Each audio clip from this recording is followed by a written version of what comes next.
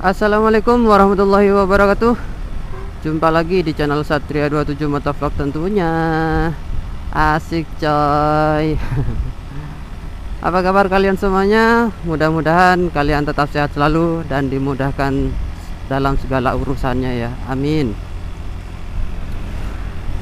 Jadi pada video kali ini saya mau sedikit bercerita tentang gimana perjuangan saya dulunya untuk meminang si Vixen ini, dan hal-hal apa aja yang udah terjadi sama si Vixen ini ya. Karena hal ini menurut saya menarik buat diceritakan ya. Jadi ceritanya itu berawal pada masa saya dulu masih SMA. Nah, dulu itu pas masih SMA saya itu berangkat sekolah masih jalan kaki coy. Masih jalan kaki ya, walaupun jaraknya nggak terlalu jauh sih, cuman kurang lebih 1 kilometeran aja. Ntar dulu ya, ntar kita lanjutin rame-rame.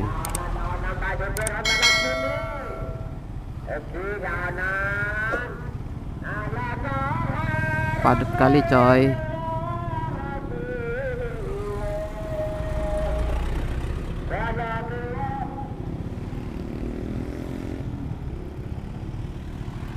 Rame coy, rame coy. Oke, terima kasih bang. Siap.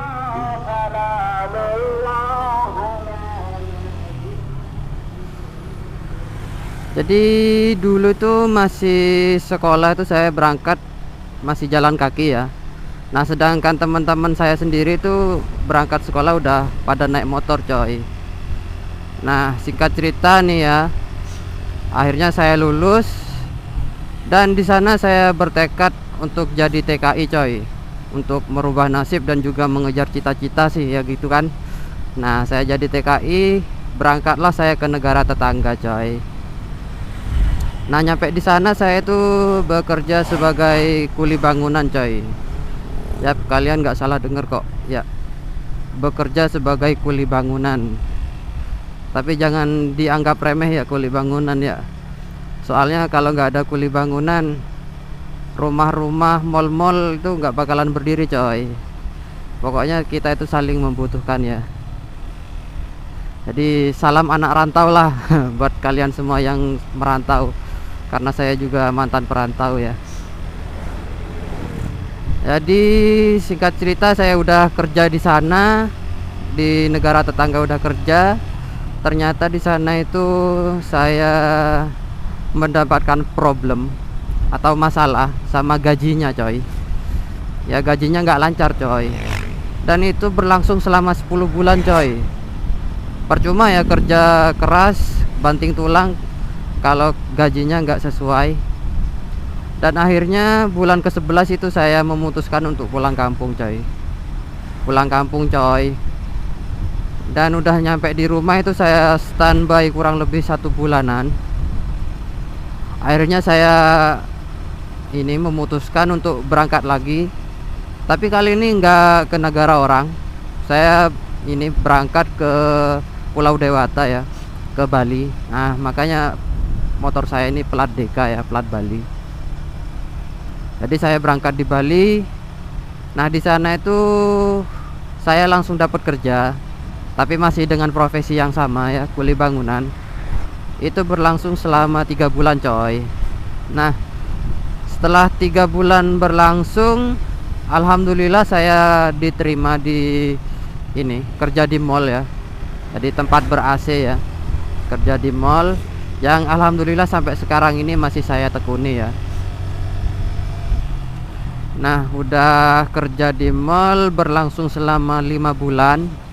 Di situ saya udah bisa nabung walaupun sedikit-sedikit ya. Dan tabungan itu saya buat untuk nge-DP motor ini coy. Buat nge-DP motor ini. Ya motor ini nyicil coy. Ya nyicil coy. Tapi setidaknya ini adalah usaha saya sendiri ya, keringat saya sendiri. Karena saya bukan sultan coy ya. Jadi usaha sendiri coy. Nah udah kebeli nih motor, tapi dalam keadaan nyicil ya. Dan berlangsung 2 tahun, cicilan berlangsung 2 tahun. Di sana kesabaran saya diuji coy. Nah, kesabaran saya diuji, motor ini hilang coy. Sempat motor ini dicuri dulu coy. Nah, ceritanya itu pas saya mau masuk pagi ya, kerja masuk pagi, masuk jam 9 pagi. Nah, saya udah turun ke tempat parkir, di sana motor saya nggak ada coy. Saya kira ada yang mindahin ke parkiran sebelah, soalnya tempat kosku dulu yang di Bali itu punya 2 parkiran coy, di luar sama yang di dalam coy. Nah, pas banget pas waktu itu saya parkir di luar coy, dalam keadaan kunci stang kelupaan. Ya namanya juga apes ya, ya mau nyalain siapa lagi. Nah, setelah motor hilang, saya izin ke tempat kerja buat laporan, dan saya lapor di Polsek Denpasar Barat yang di daerah Gatsus itu.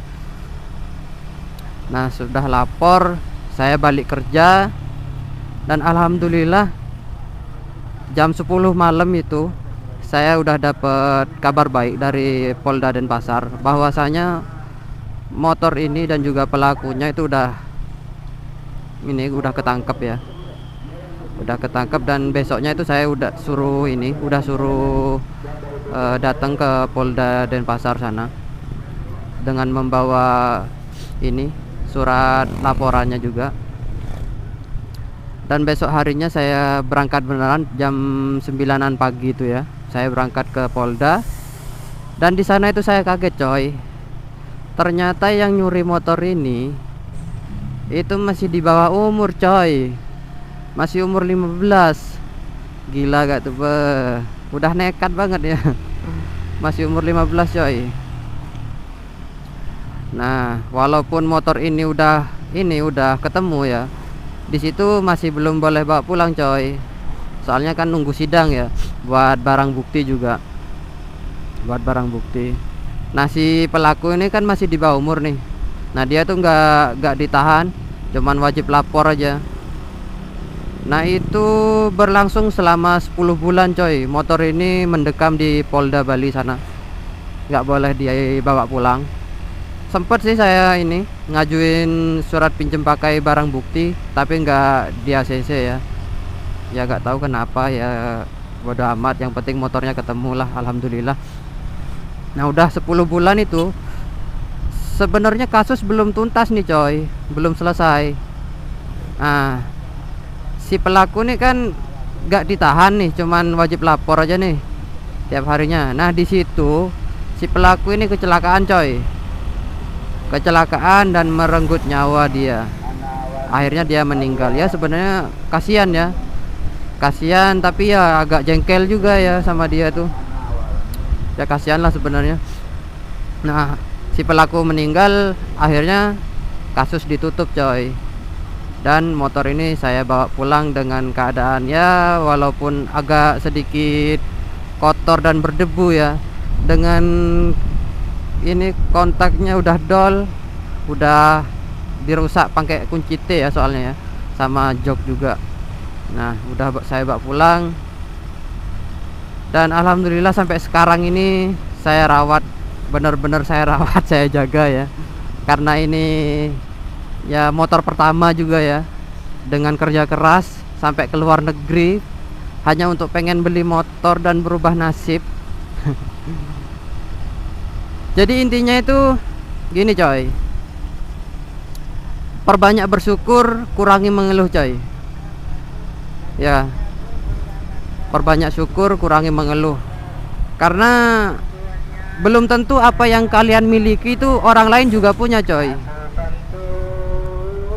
Bisa jadi apa yang kalian miliki itu orang lain itu masih menginginkannya, masih berusaha ya, dengan sekuat tenaga mereka masih berusaha gitu kan. Sama kayak pengalaman saya ini ya kan, teman-teman saya udah naik motor semua, sedangkan saya masih jalan kaki.